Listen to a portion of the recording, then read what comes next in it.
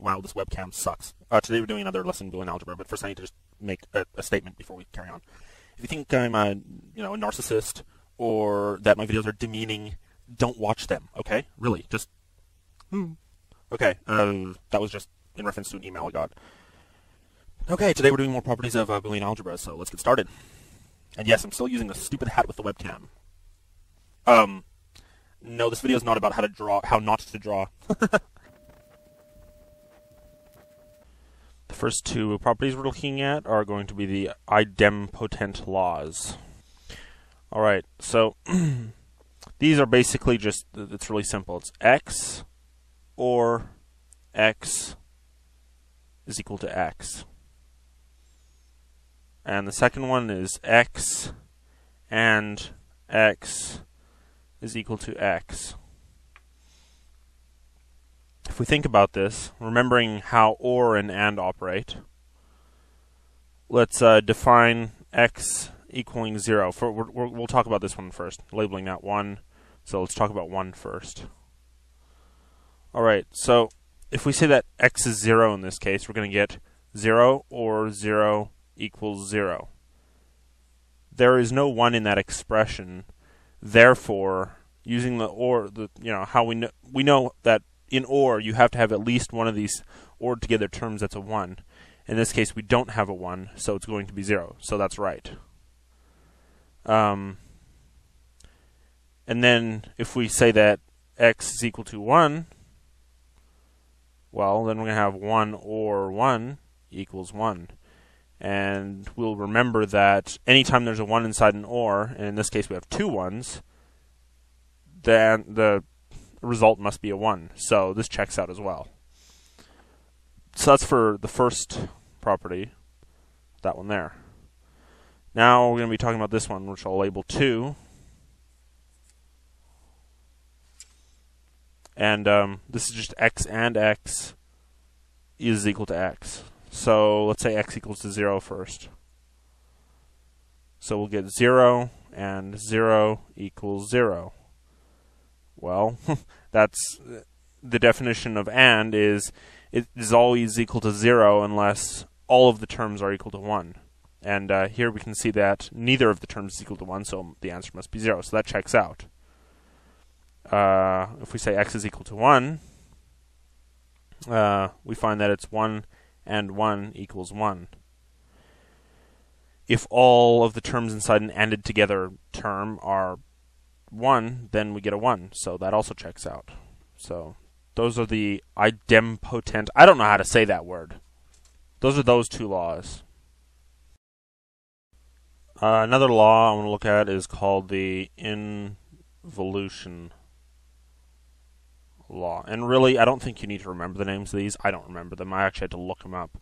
This just basically states that x not, I hope you understand the use of brackets, and I can discuss this in more depth later on. But basically, x not is equal to x. Well, let's take a look at this. So when x is equal to 0, we get 0 not is equal to, well, it's equal to x, which is 0.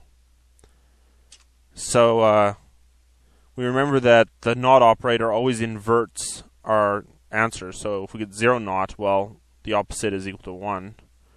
So then that's 1 not is equal to 0. And we can see that so two nots make a two wrongs make a right in this case. In this case, it's two nots get you back to your original solution. So we can see that using those two properties of the not operator. Alright, that was... Oh, and if we want to look at if x equals to 1, well, x 1 not equals 1. 1 not is equal to 0, and then we have 0 not, which is equal to 1. So we see that 1 is equal to 1. That's a very simple law. Hopefully I explained it in depth. These properties are a mouthful. This here is the law of complementarity, and it's basically that x or x naught is equal to 1. And this is fairly easy to see. If we say that x equals 0, we have 0 or 0 naught is equal to 1. Well, we remember that 0 naught is simply equal to 1.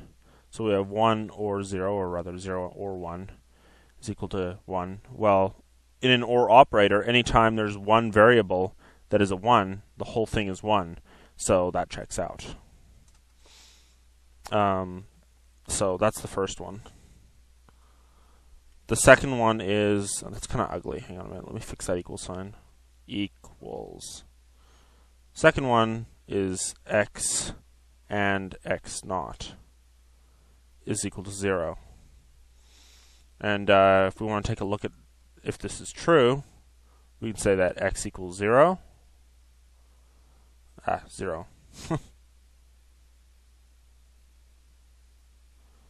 And then we know that we get 0 and 0 naught is equal to 0.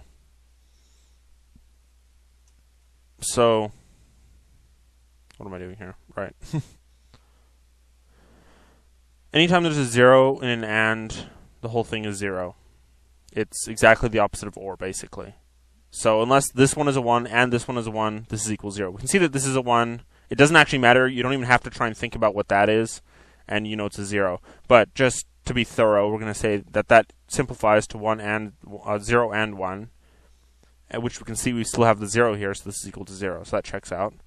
And let's say that in the case of x equals 1, I'll leave you to work out what the x equals 1 for this is, and you'll see that it's true. These are all actually very straightforward, but I'm just doing it to be thorough.